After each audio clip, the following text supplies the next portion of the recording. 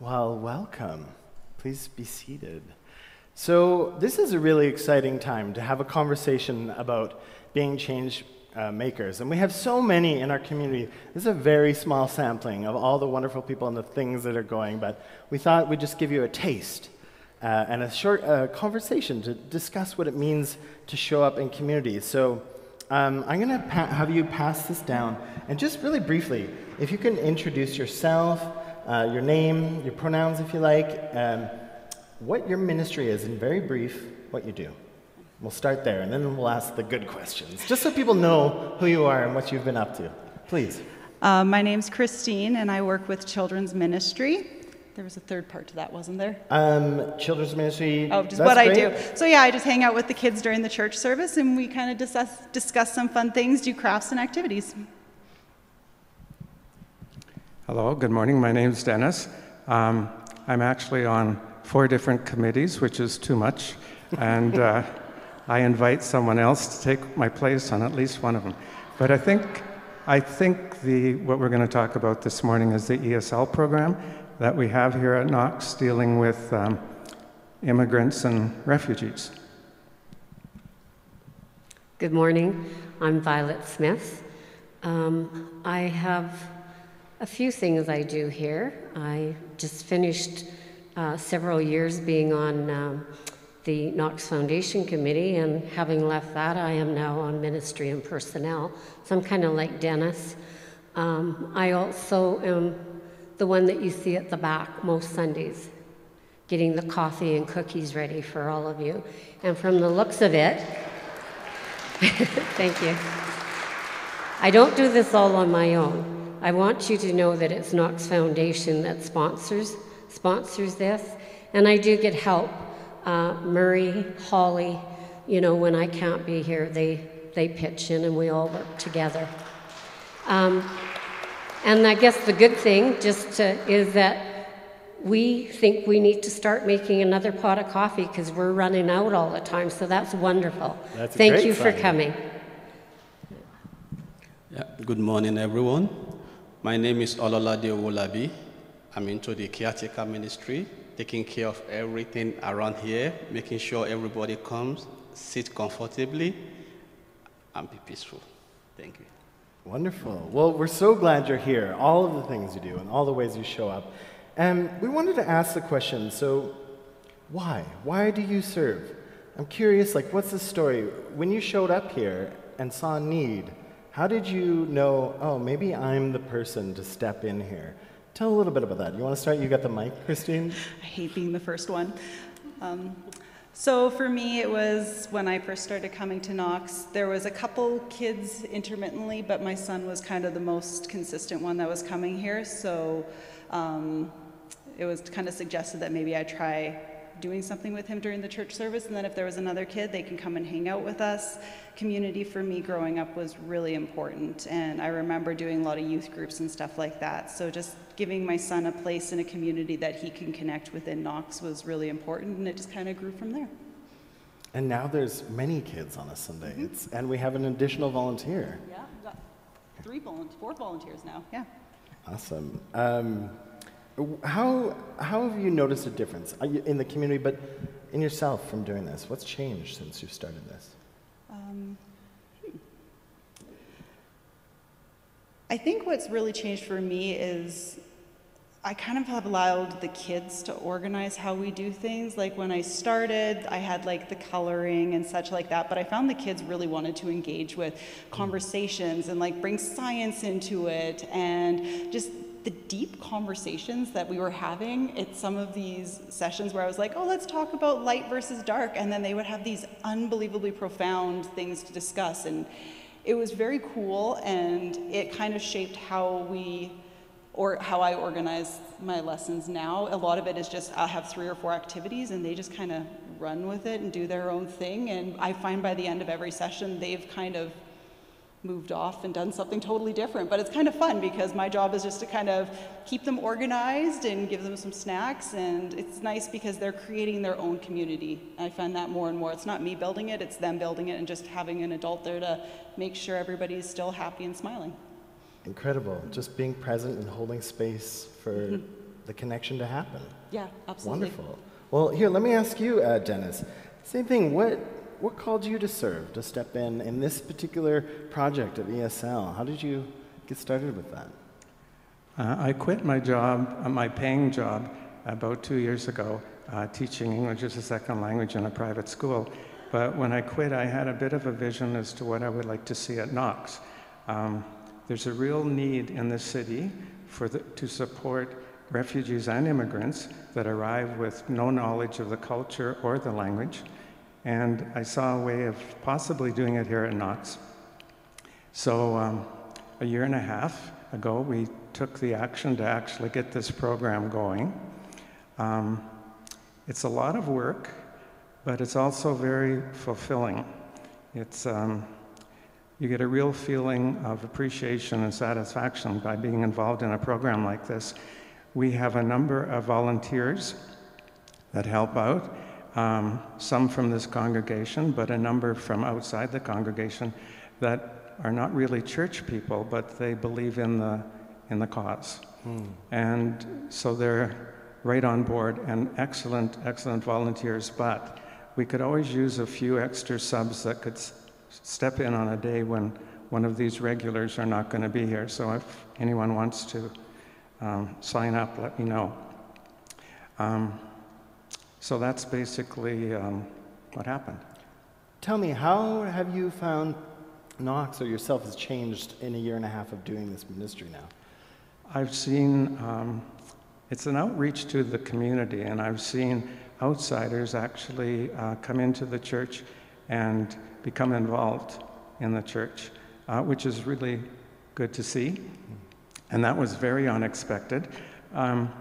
Something else that was very unexpected is about a year ago,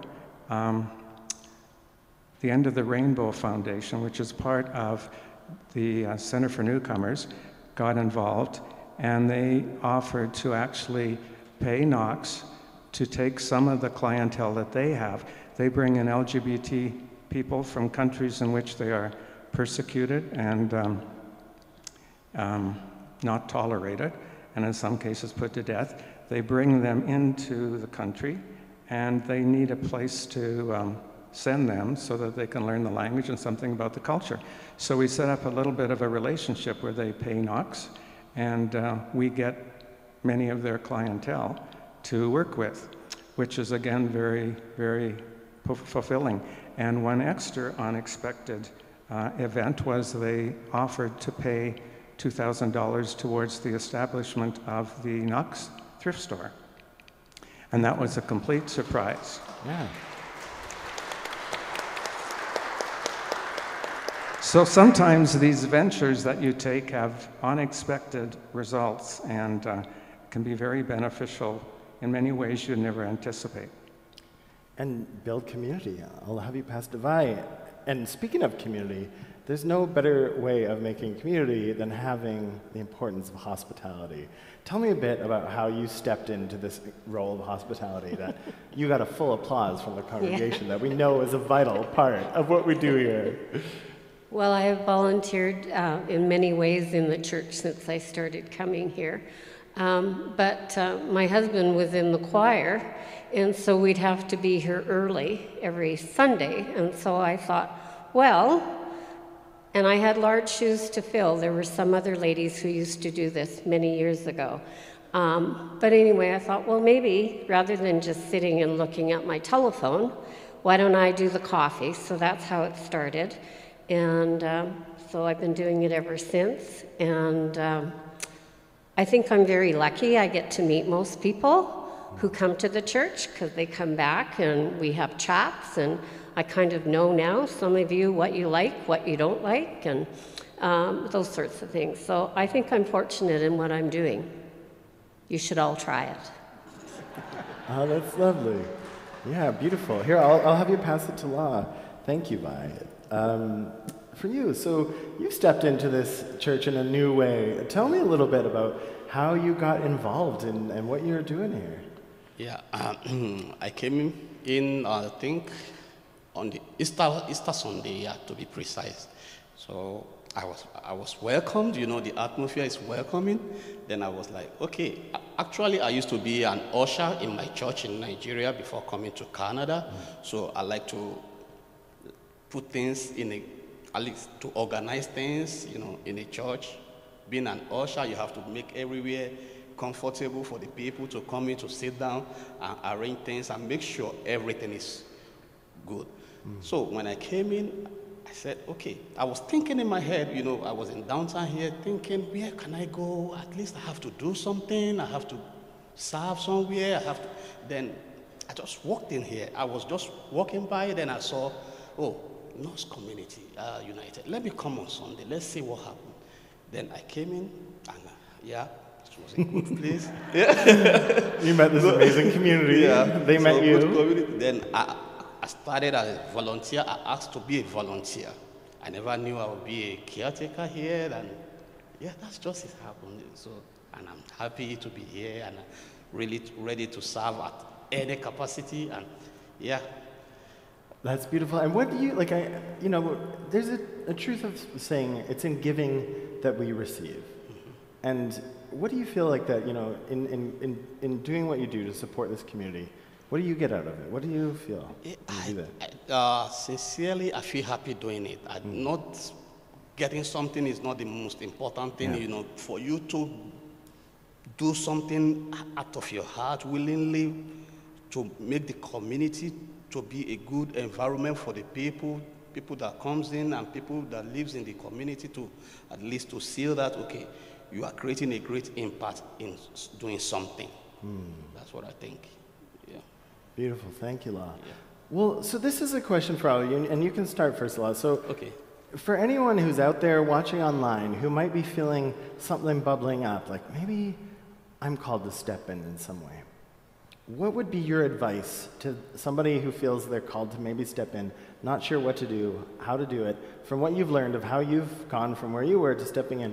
What's some advice you would give to somebody out there? We don't have to sit back. We just have to push ourselves and do something for the community. So if you have all the opportunity to do something, I think my advice is push yourself. Sometimes it's not easy to come out like, I want to do this. So it's the zeal in you and the willingness to do something, and you just have to move and try to be a part of people that are impacting the community. So you don't have to be ashamed, or some people may want to, I don't want people to be looking at me, I don't want to, some people have this zeal to do something, but but the fear or shame of coming out, I think, you just have to be a part of community builder. That's what I think. You just have to be a part of it. That's beautiful. Wonderful. Thank you. Yeah. Thank you, La. Vi, what about you? What's your advice after serving in many roles for somebody who might want to get involved? What would you have to say? It's not scary. Most of the things you do as a volunteer are pretty easy, to be honest, because you've got all kinds of people around you who have done it before and are willing to take you and embrace your help. I think the thing I would like to say mostly is that this is a beautiful church, but we are a beautiful community. And community to me means togetherness, helping each other, working together. So it's not just a church, it's a community as well. So, And I've done many, as I said, I've done many roles, and I've had all kinds of help and assistance. So just, as I say, try it. Yeah, we don't do it alone. Thanks, Vi. Awesome. Dennis, same question. You got any feedback of your many roles? Like somebody who wants to get involved, what could they do? Well, I'm not sure you should take my advice, but if you see a need, you need to step up and give it a go. Sometimes it means going beyond your comfort zone. And many times when you do that, there are rewards that you would never dream of, and that all makes it worthwhile. So get in there and do your part, find your passion, and help out however you can. Well said. Thank you. What about you, Christine? I think my biggest advice is just jump in with an open heart and an open mind and know that you probably, whenever I seemed to think there was a need, it would end up being something else. So just kind of staying open to change with what's happening around you and just be, how's the word that you had used? Open heart, open mind, or whatever it was? Yeah, I like that. Open heart and open mind. And just showing up, being present. That's the one. Showing up and being present. I love that. Yeah, just be present. And I mean, as long as you're there and willing to help out, there will be a need for you to fill. We need each other. We all need to be each other's eyes. Yeah, please, let's give it up. And we do it together. So with that, thank you all so much. It's just a taste. There's so many people who do more, but it was so grateful to all of you for sharing, taking the time to communicate with us a bit. So thank you. Thank you so much. What is next? What are we doing? We're going to have Roman read some scripture. So thank you. Please. Yeah, give it up for them.